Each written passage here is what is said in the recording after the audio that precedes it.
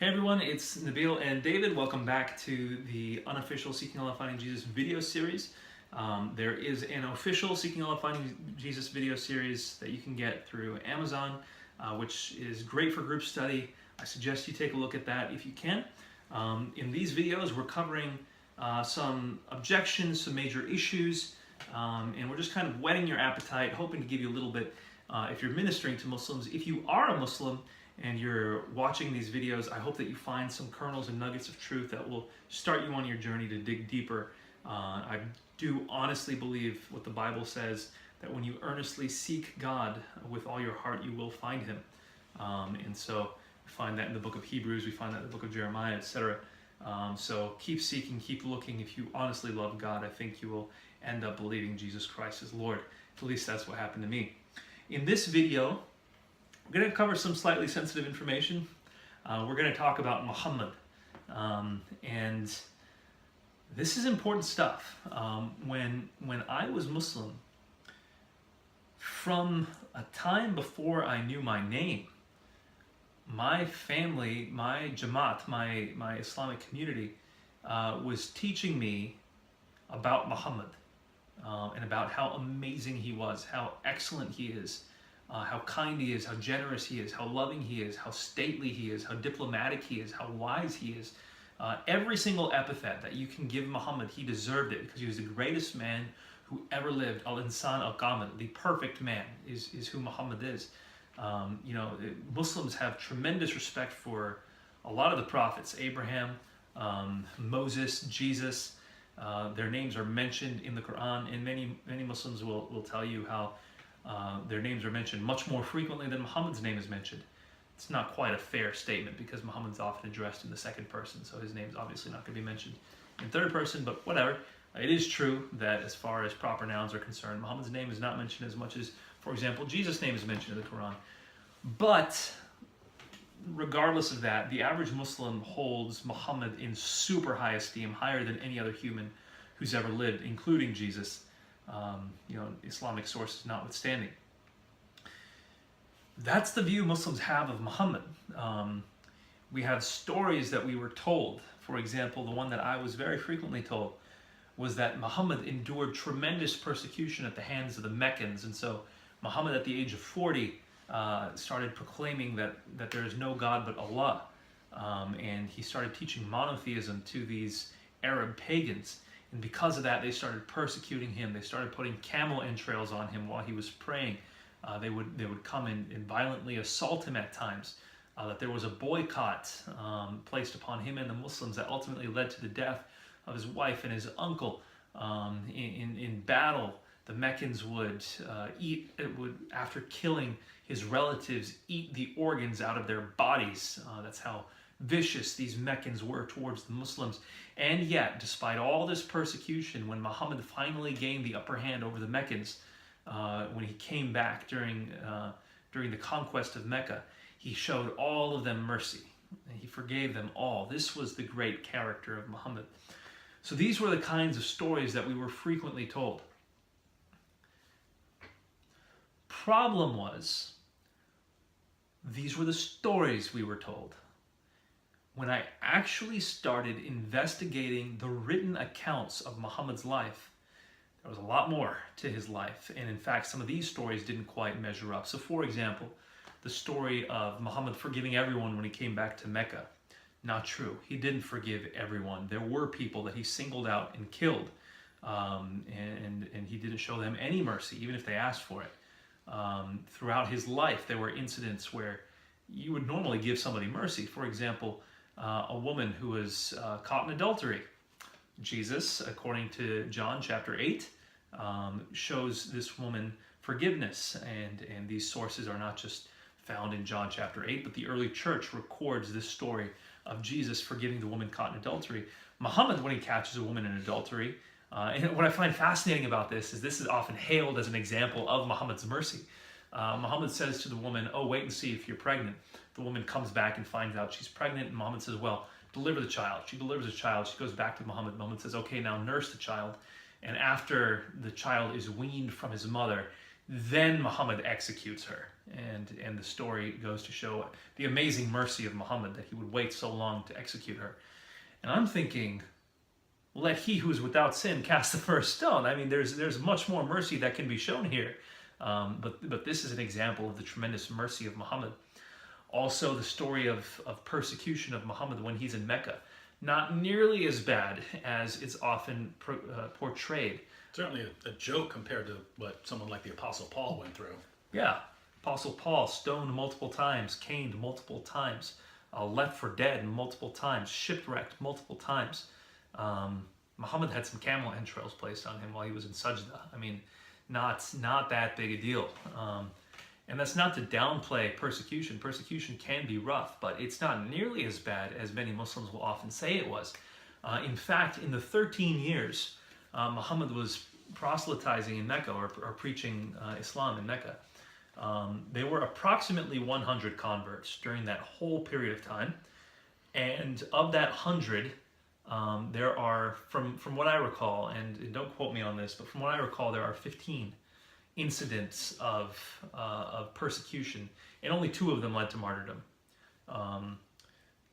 I might be wrong in those numbers, but that's what I'm recalling at the moment. It's just, there's no comparison to how bad it's often portrayed.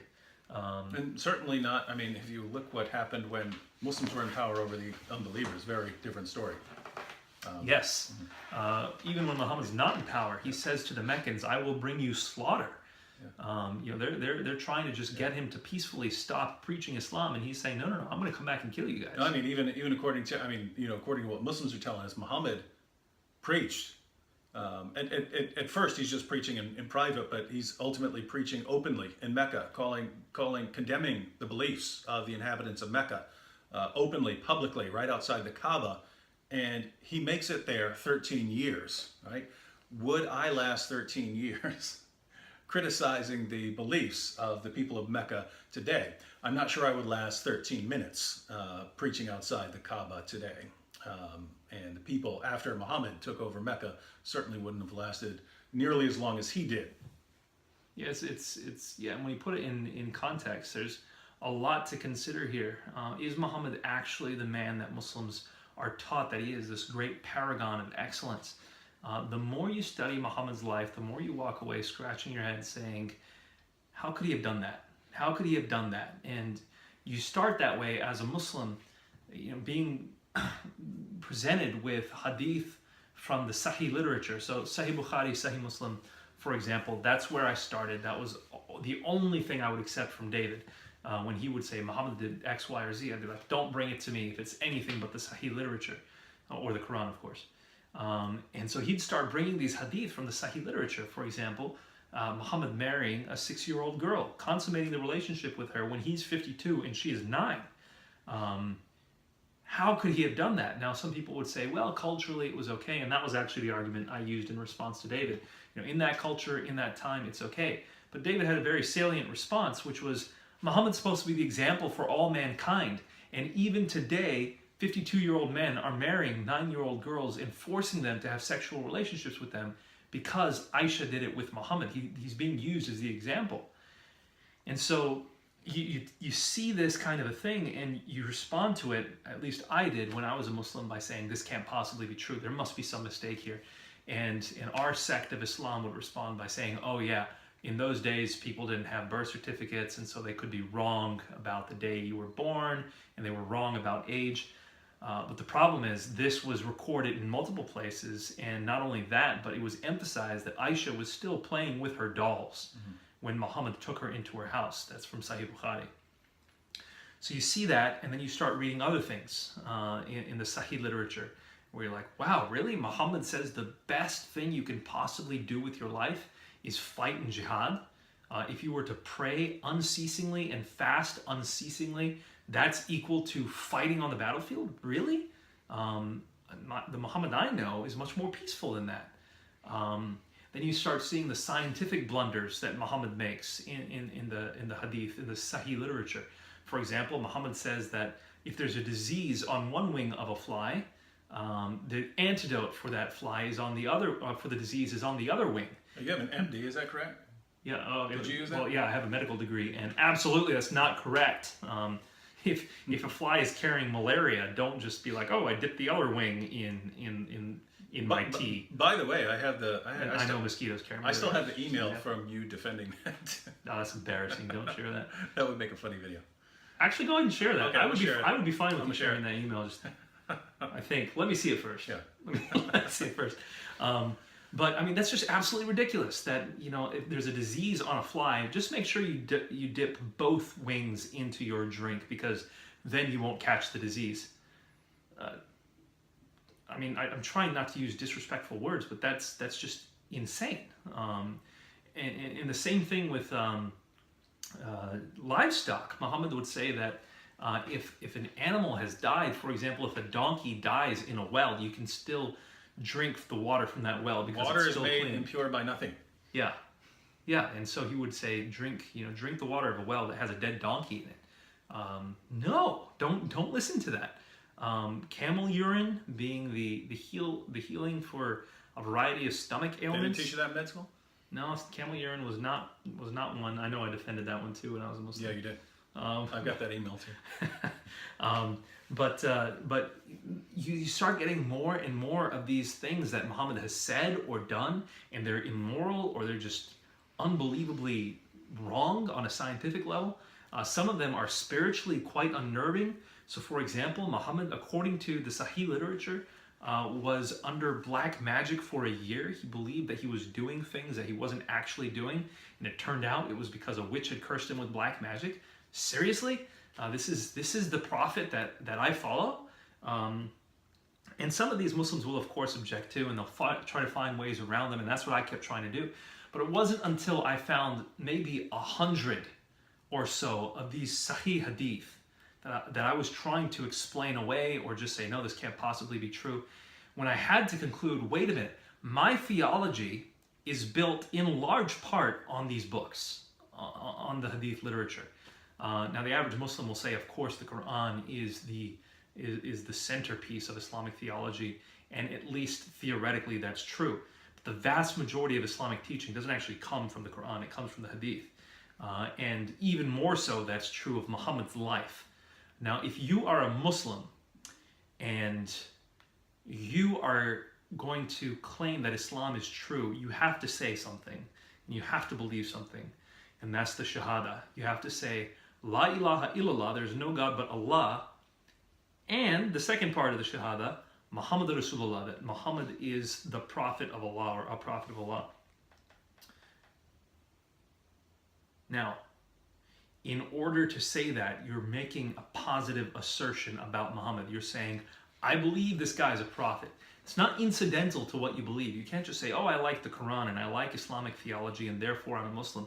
No, you actually have to assert, and it is the primary proclamation of Islam, the number one pillar of Islam, and it's also extremely important in the theology of Islam, not just the praxis, but the theology of Islam, that Muhammad is a prophet. And if you study his life and you take all these hadith into account, there's no way you can conclude that this man's a prophet. You might still walk away saying, okay, he was a good man considering the time in which he was a leader and the culture and context in which he was a leader. You know, he's still a good man. But are you going to say he's the exemplar for all mankind? I, as a Muslim, having read the Sahih material, could not conclude that. And that was one thing which led me to walk away. And by the way, this says absolutely nothing about the Sirah literature. So the Sirah literature is the biography of Muhammad, and a lot of Muslims will say, oh, that Sirah doesn't count. You just have to look at the Hadith. The problem with that way of thinking is that the Sirah literature actually predates the Hadith literature. The reason why the Sirah literature doesn't follow Hadith methodology is because it came first. It came before the Hadith methodology was ever invented. And the Hadith scholars eventually won discussions later on about proper methodology. And so then they said you can only follow material that sticks to our methodology, when at the time of the Sirah that wasn't set in stone yet. And so it comes before all of that. In addition to that, the Hadith only makes sense contextually if you have the whole framework of Muhammad's life. And so you have to know, kind of a rough contour of from birth to death, what Muhammad's life was, and you apply the Hadith in that context. And that's what Muslim theologians have been doing from the beginning. And what provides the context for the Hadith literature? usually Ibn Ishaq's Sirat Rasulullah. That is the primary biography of Muhammad's life. It's the first one written that we have in our possession today. It's considered, of the hadith, of the seerah, it's generally considered the most authoritative. Again, not compared to the hadith, but of the seerah, it's considered, Ibn Ishaq is considered the most sort of earliest and the standard, let's call it the gold standard of the hadith. There's much longer ones, much bigger ones. Ibn Sa'd's Tabaqat, you have Tabari's history as well. But if you just read Ibn Ishaq Sirat Rasulullah, once again, you're going to get the earliest biography on Muhammad's life, not the 20th century stuff you're hearing in the mosque from your parents and from your friends and your imams, but the first one that was written, the first story of Muhammad's life. And it is, frankly, at times appalling. Muhammad, on one day, beheads multiple hundreds of men. He orders a treasurer to have a fire kindled on his chest so that he would tell people where the money was hidden. He orders a breastfeeding mother to be killed, and she's killed in front of her children while she's breastfeeding. Story after story of just appalling things that Muhammad has done, and this is the basis for Muhammad's biography. You have a significant problem saying the Shahada when you actually study Muhammad's life.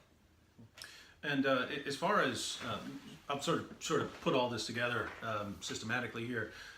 If someone comes to you and says, "Hey, I'm a prophet," you have basically three possibilities that you should be considering. So if you don't already believe in him, and he says, "I'm a prophet, I have a message from God," basically three possibilities that you have to consider. One, that he's getting his revelations from his own mind or his surroundings. In other words, his revelations have a human origin.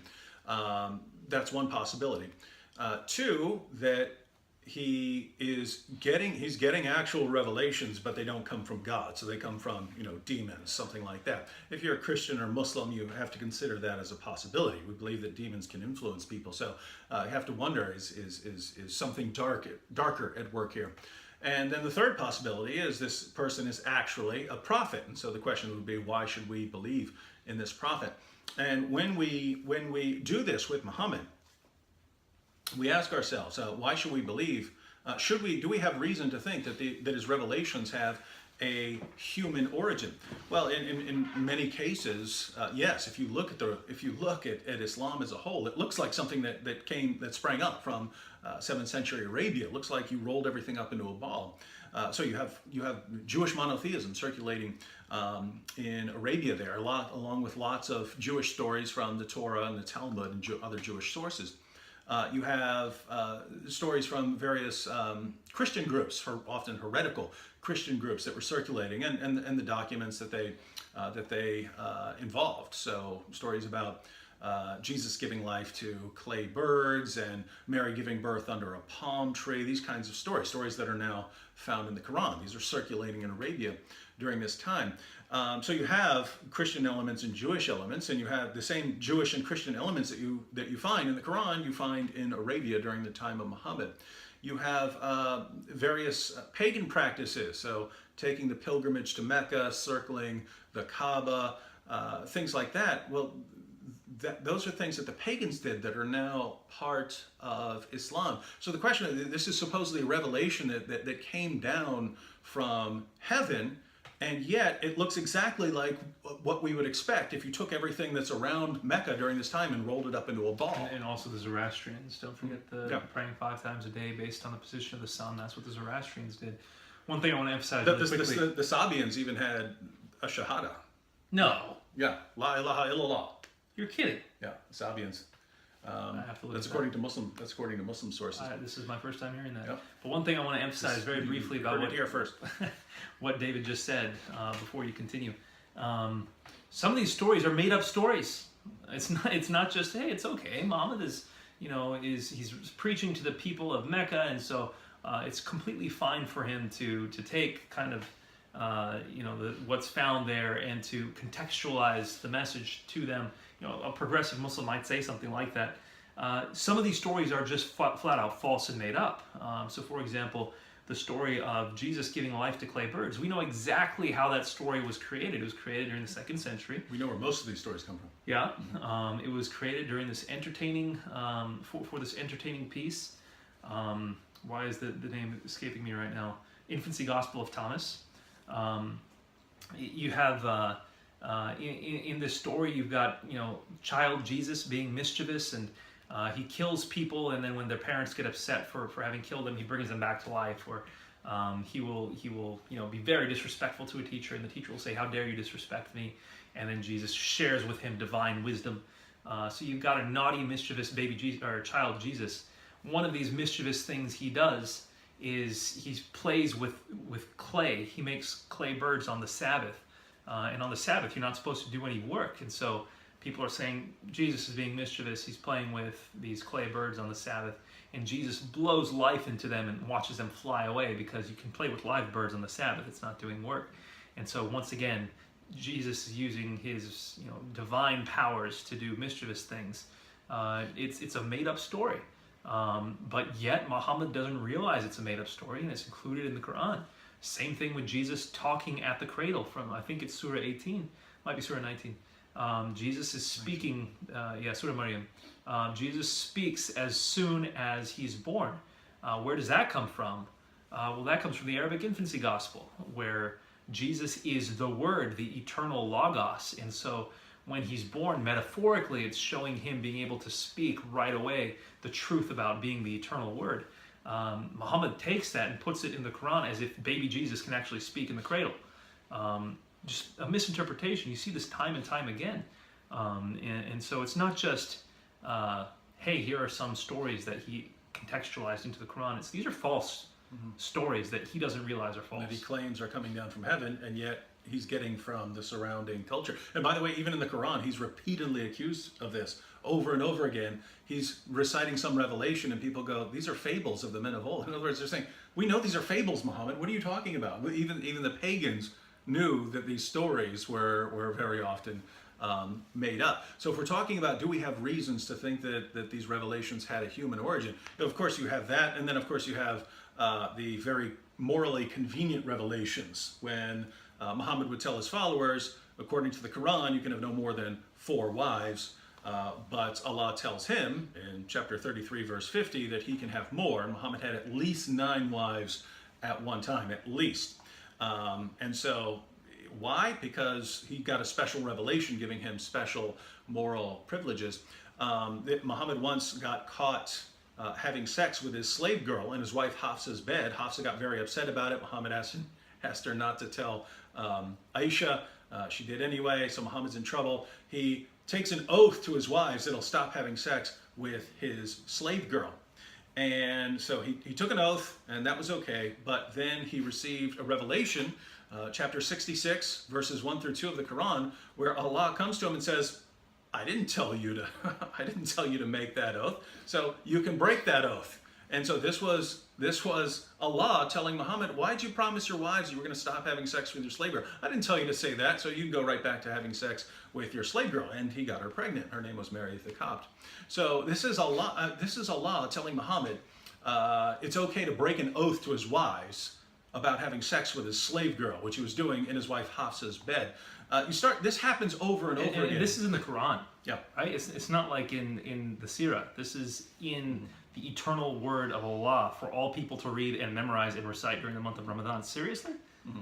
And so you see this sort of thing over and over again in the Muslim sources, that Allah seems to give Muhammad very convenient revelation. Aisha even noticed this. She's the one who said, your Lord hastens to satisfy your wishes and desires. She noticed every time Muhammad wants something, Allah gives him a revelation saying it's okay. So the point here is, this looks awfully suspicious if the one receiving the revelations keeps getting revelations that give him, and him alone, these special moral privileges. So we have a lot of reason to think that these revelations have a human origin. Nabil already brought up the second possibility of something darker at work, talking about Muhammad being a victim of black magic. We find things like this. Muhammad his first impression of his revelations was not, oh, I have encountered an angel. Muhammad's first impression of his revelations was that he had been attacked by a demon. He left the cave. He tried repeatedly to commit suicide and was stopped by whatever had appeared to him. So if you're looking at that, you encountered something, you think it's demonic, and you repeatedly try to kill yourself. It's not usually your reaction to, encountering And that's God. Sahih Bukhari, by the way. 0.9. And so it went on after that. Muhammad received the infamous satanic verses where he claimed that he had received a revelation from God. He's delivering the revelation to his followers, and he tells his followers it's okay to pray to Allat, Alusa, and Manat, these three goddesses, because they're the exalted cranes, meaning that they're like birds who can carry your prayers to Allah. So you're really praying to Allah, but you're praying to them, and they will take your prayers to Allah. So you have intermediaries. So Muhammad delivers this revelation to his followers. He bows down in honor of the revelation. And even the pagans, the polytheists of his tribe, bowed down with him, and they proclaimed that Muhammad has finally favored our religion. And so word spread that the polytheists had now converted to Islam. They're accepting Muhammad as a prophet. Problem was, Muhammad came back a little later and said, oh, the devil made me do it. The devil tricked me into delivering those revelations. And now when I heard this as a Muslim, I said, this is not true. This is, some stories I have that are made up. 37 Muslim sources on the satanic verses now. 37 Muslim sources on this story. And the basic principle is the principle of embarrassment. This is not the sort of thing Muslims are going to invent in all these sources. There had to be some historical basis for this. But in addition, there was a scholar at, was it Yale or Harvard? Shahab Ahmed? Yeah. Yeah. Yale or Harvard. He went to school at either Princeton or Harvard, and then he taught at the other. Okay. Yeah. So Ivy League scholar, Muslim. That's where I got the 37 Muslim sources. He compiled them. Oh, I see. And his dissertation is about how this is true. This is a true story.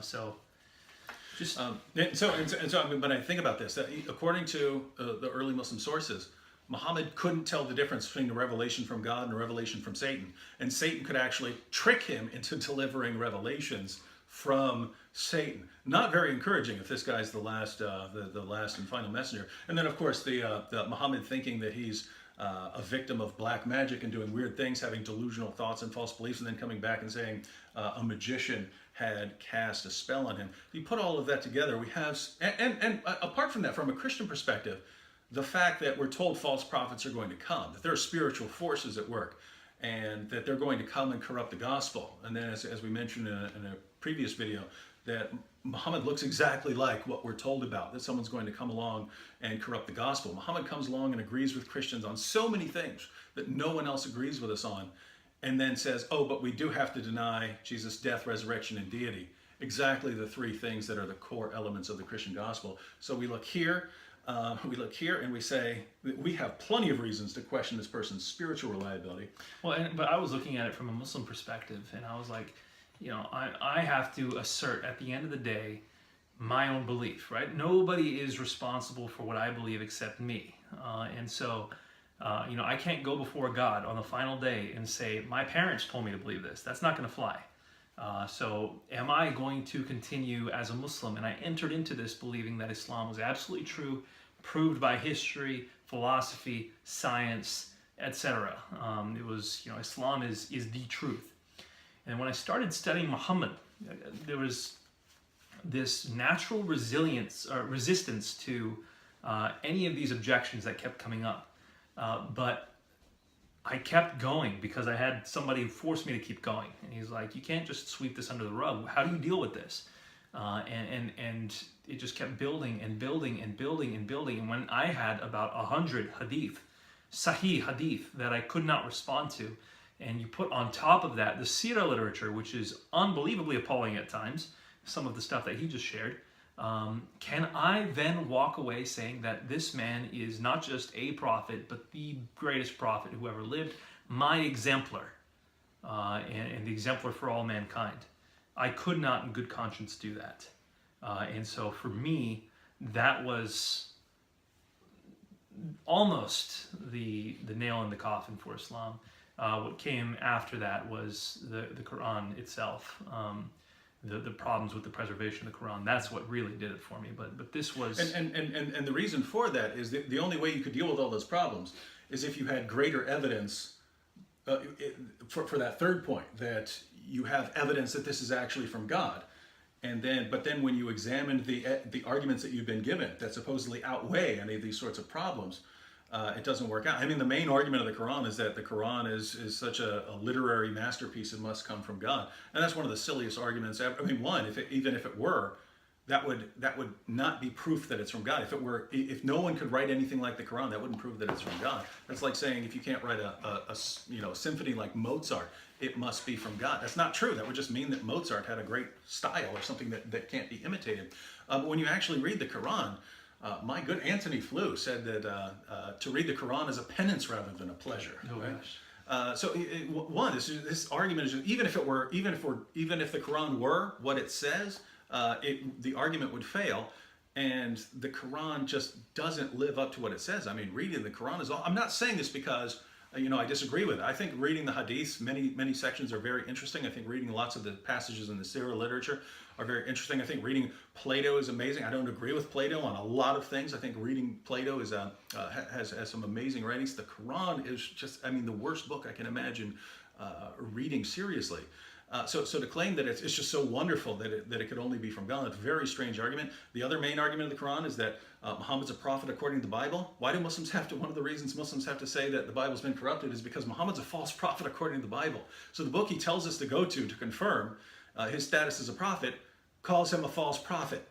And so these are the main arguments, and these fail. And the other is the preservation of the Quran. So once you find out the actual history of the text of the Quran, now all the reasons that you've been given for believing that you have evidence that outweighs any of these problems disappears, and all you have are problems.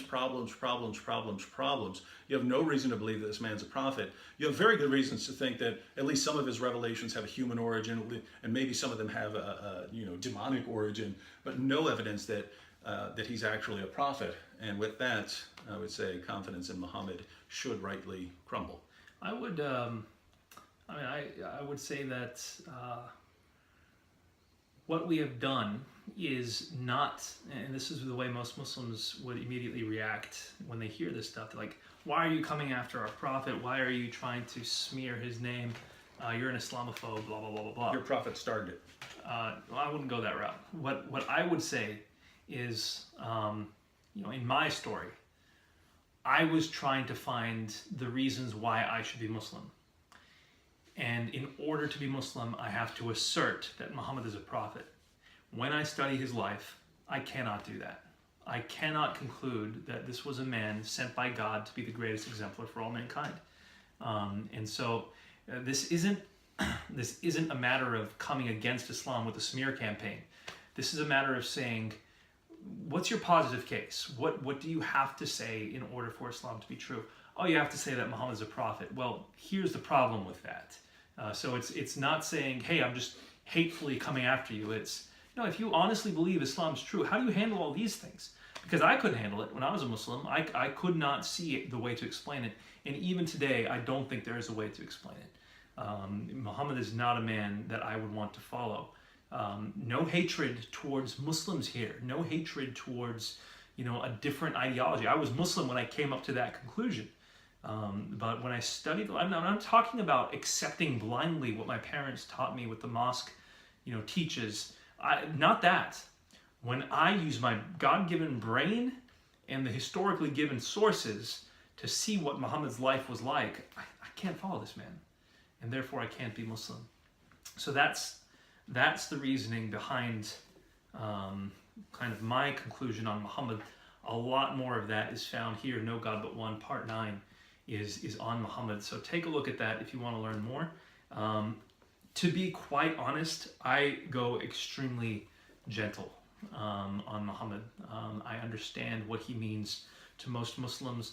Again, I'm thinking through the lens of my family when I'm criticizing. I mean that. Well, let me use the word critiquing Islamic theology. I don't want to offend people unnecessarily, so I go very gentle. There's so much more that can be said. I go less gently. So you can find a lot of stuff on David's website, Acts 17 Apologetics, AnsweringMuslims.com. Both of them, you'll find a lot more on Muhammad if you're interested. So thanks so much for watching this video. we're just going to do a quick, short wrap up on this unofficial series on Seeking Allah, Finding Jesus. Love you guys. Thanks.